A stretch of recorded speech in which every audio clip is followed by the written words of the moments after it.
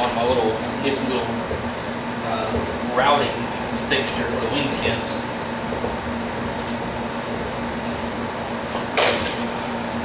One of the reasons for all the slow progress is because of all the templates and fixtures that you got to do in order to make producing these things as kits for you guys that are interested. It takes twice, 3 times longer to do it, just because every time you make one step forward on doing something, you got to take it right back out, make a template or make a duplicate, and keep one as a master. I mean, it's a lot of work. There's a reason why places like Bob Violet, Deposit Arc, and Skymaster, I mean, there's a reason why they charge the prices they do it. It's a long process.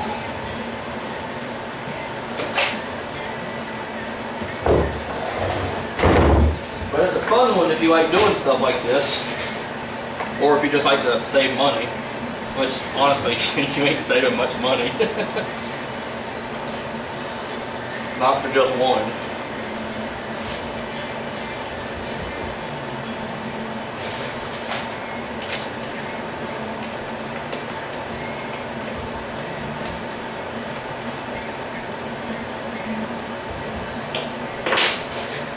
I gotta get rid of these wing nuts. These things take forever.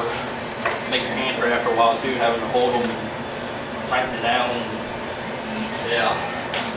I've got an idea for, I think they're called press nuts or something like that. Anyway, basically all you do is you drill a hole and then you press in the piece of this nut that's a little smaller than the rest of it, and it kind of locks itself into the flange that you press it into. That way and they're pretty, the nut doesn't have any sharp edges or anything, so putting it in a vacuum bag shouldn't cause it to puncture through the bag or create any leaks, which is why all this pink foam and all is in here. I didn't put any backings on the back of it. So when you vacuum bag this thing, the vacuum bag sucks down in there, and then all the corners want to pop through the, well, they don't want to, they do typically. They'll pop through the bag, and then you get a little leak, and then you got to chase the leak down, and so all this foam in the aluminum HVAC tank keeps that from happening.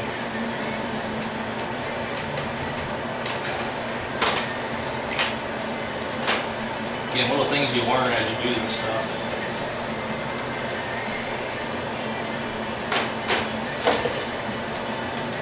Not hard, just different and time consuming.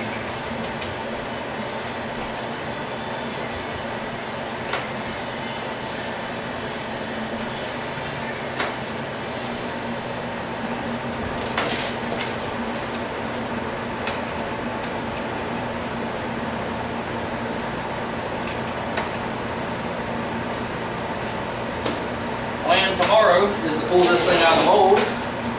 Hopefully everything goes well. I suspect it should. I don't know why it wouldn't, but there's that possibility.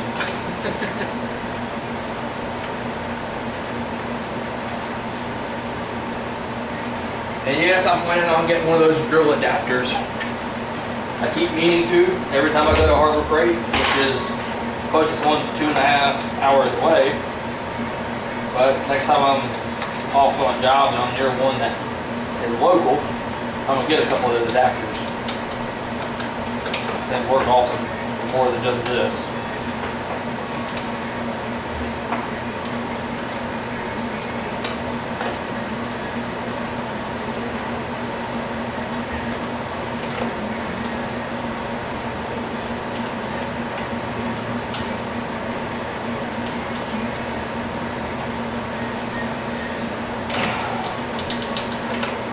As far as the pivot system in this thing, I'm not doing a screw jack system like Filojet and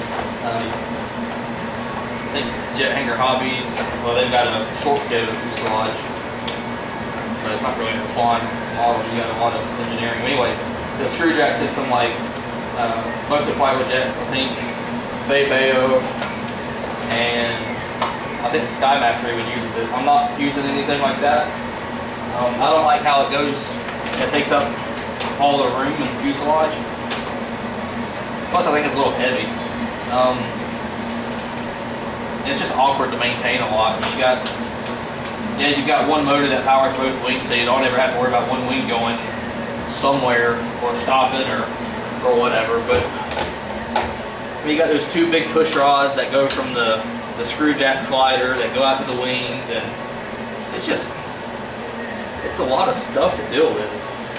It looks like it's a pain to have to maintain and get set up correctly. And as far as I know, there's no feedback system, so in order to get the wings positioned to a certain point every time, you either have to guess and just count and then stop. Again, it might not be that way, but I think that's the way all the systems I've seen set up work. What I'm going to use are a pair of heavy-duty linear actuators there'll be one per wing. They'll be in front of the pivot mechanism because there's a heck of a lot more space to fit stuff in front of the wing spar and the pivot, center line, and everything. But also because I've only got that one hatch, or the overwing fairing hatches, or just like the real one. So you got two hatches, one on each side, but they're kind of small and they don't go the whole width of the fuselage. So by going to those two actuators that go in front of the pivot, those overwing hatches will be directly over the turbines. So you'll have easy access to your turbines for installation, maintenance, starting, fueling, whatever you want to put under there. And I know some of you guys are probably wondering, well, what happens if one linear servo or the actuator goes bad? Well, the real one flew with one wing swept and one unswept, so why ship the model?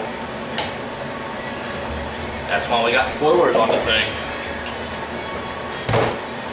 But I'm also going to try and figure out something like kind of like what Bob did on the B1, where he's got the two actuators and he's got that monitoring circuit that monitors to make sure they're staying the same, and if they stop, they both stop.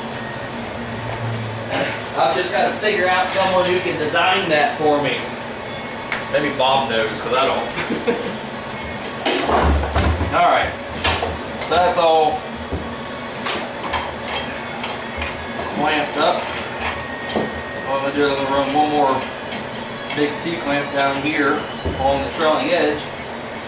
And the only thing this one's going to be for really is just I'm not going to compress the molds together, it's just going to put a little bit of pressure on it so they're not springing apart because of the structure of the glue in there.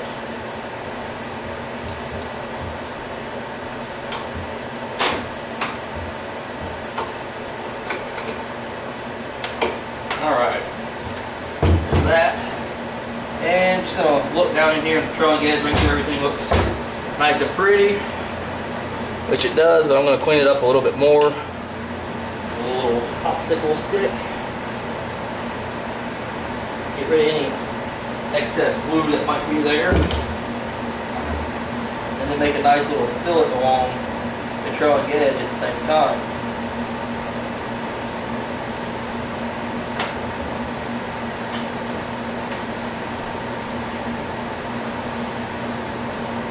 You guys definitely can't see this, but can't really help you there.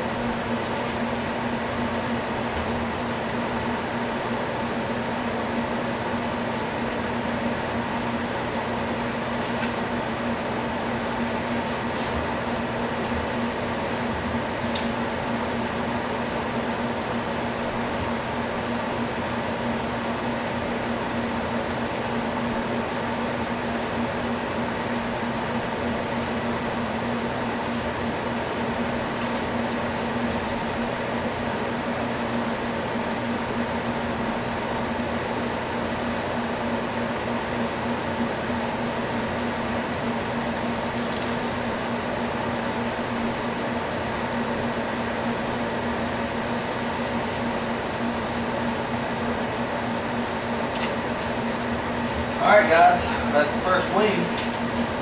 So that is that. Let me get over here and clean up my, I'll have to clean my tow machine up here in a minute. Alright, so my little handy dandy nifty little tool for cutting that hole out in the skin is this little doodad here. You'll see from the cross section the odd little shape it's got, kind of like a flying saucer. The distance from this this surface to the further surface here is the thickness of the wing skin. And if you'll see, there's a little hole right there. That hole is set up to take a permagrit file, and then the center pin goes in that pivot point in the molds. So what you do is you put this flat down on the table, your permagrit file through, take a wheel collar, put it there, tighten it down on the permagrit file, and then put your file and your router tool, take this off, drill the hole through the wing skin using the hole for this in the mold, pop this through the wing skin in the mold, put your permagrit file down, turn your Dremel tool on, and just go in a circle. And what happens as you go in that circle, you slowly work your way through the wing skin until you get all the way through, pull this out, take a screwdriver, pop the little plug out of the middle, and you got a perfectly round hole for the bearing cap or holder to fit in. So this little ridge right there will fit inside that hole. So that's how that little doodad works, essentially. Alright, so first F-14 wing in the mold, or molded wing, closed up. Tomorrow afternoon, get home from work, let's get to work and pop a mold.